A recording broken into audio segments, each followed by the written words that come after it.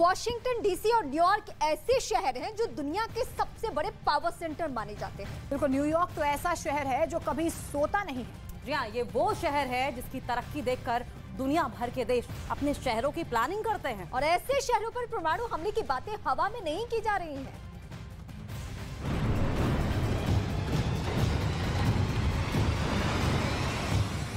New York का जो हाल होगा वो आप देख चुके हैं। अब वॉशिंगटन डीसी यानी अमेरिका की कैपिटल सिटी का हाल देखिए, क्योंकि ये पुतिन और रूस की मिसाइलों का प्राइम टारगेट कहा जा सकता है।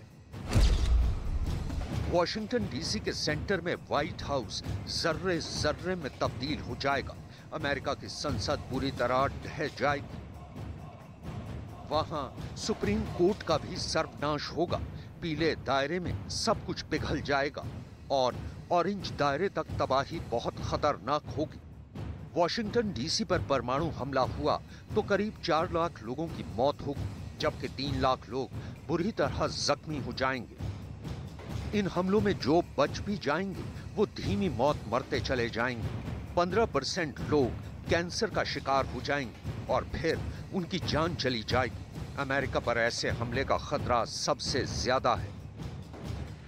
वॉशिंगटन डीसी और न्यूयॉर्क ऐसे शहर हैं जो दुनिया के सबसे बड़े पावर सेंटर कहे जाते हैं। न्यूयॉर्क तो ऐसा शहर है जो कभी सोता नहीं, जहां की रौनक दुनिया भर में मशहूर है। टाइम स्क्वायर से लेकर मैनहट्टन की गगनचुंबी इमारतें, जहां बिजनेस सेंटर और अपना ऑफिस खोलना दुनिया की बड़ी बड़ी कंपनियों का ख्वाब होता है। जिस शहर की स्काईलाइन दुनिया हॉलीवुड मूवीज में देखती आई है, जहां का मल्टी स्टोरी मेट्रो नेटवर्क और उसमें रोज सफर करने वाले लाखों लोग, वो शहर जिसकी तरक्की देखकर दुनिया भर के देश अपने शहरों की प्लानिंग करते हैं। ऐसे शहरों पर परमाणु हमले की बातें हवा में नहीं की जा रही।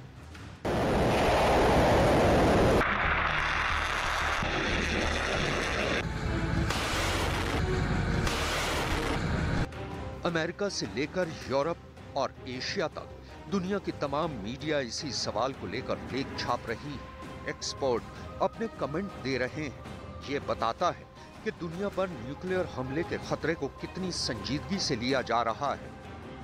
रूस की मीडिया में तो ये कहा जा रहा है कि यूक्रेन के पास परमाणु बम है, जिसका धमाका करके पूरा इल्जाम रूस पर डाला जा सकता है और फिर अमेरिका रूस की तरफ परमाणु हमले का आदेश दे सकता है।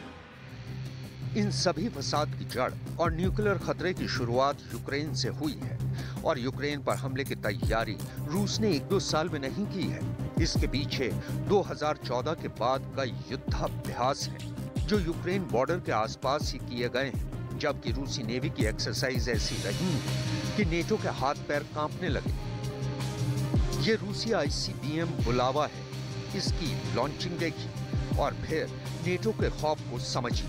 एक के बाद एक बुलावा मिसाइल लॉन्च हो रही हैं। एक मिसाइल, दूसरी मिसाइल, तीसरी मिसाइल, चौथी मिसाइल।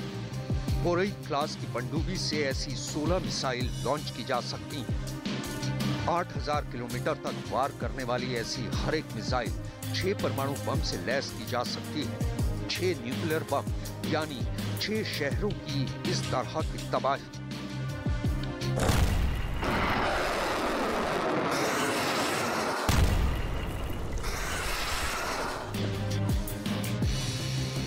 अगर टारगेट अमेरिका है तो अमेरिका के ऐसे 3 दुश्मन हैं जो उस पर परमाणु हमला करने की ताकत रखते हैं। पहला है रूस, जिसकी मिसाइल पूरे अमेरिका को कवर करती हैं। दूसरा है चीन, जिसकी रेंज में भी पूरा अमेरिका है। और तीसरा है उत्तर कोरिया, जो अमेरिका के पश्चिमी तट पर बसे शहरों को मिट्टी में मिला सकता है। अब सवाल है कि इन तीनों में कौन सा देश इस वक्त अमेरिका को लेकर सबसे ज्यादा आक्रामक है, जो अमेरिका पर परमाणु हमला करने के फैसले से पीछे नहीं हटेगा। क्या वो रूस के राष्ट्रपति व्लादिमीर पुतिन हैं, जिनकी मिसाइलों से अमेरिका डरा डरा सा रहता है?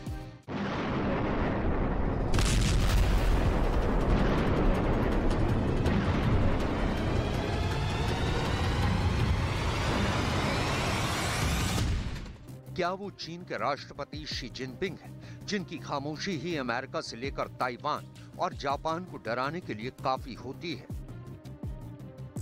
या फिर उत्तर कोरिया के supreme leader Kim Jong Un के ऑर्डर पर अमेरिका पर न्यूक्लियर अटैक हो सकता है। किम जोंग उन ने अपनी मिसाइल लगातार दिखाई है। किम जोंग का हंसता खिलखिलाता हुआ चेहरा उनके किसी भी दुश्मन को डरा सकता है, खास तौर से जब किम जोंग को अपनी लंबी दूरी की मिसाइलों के टेस्ट पर खूब जश्न मनाते हुए देखा जाता है।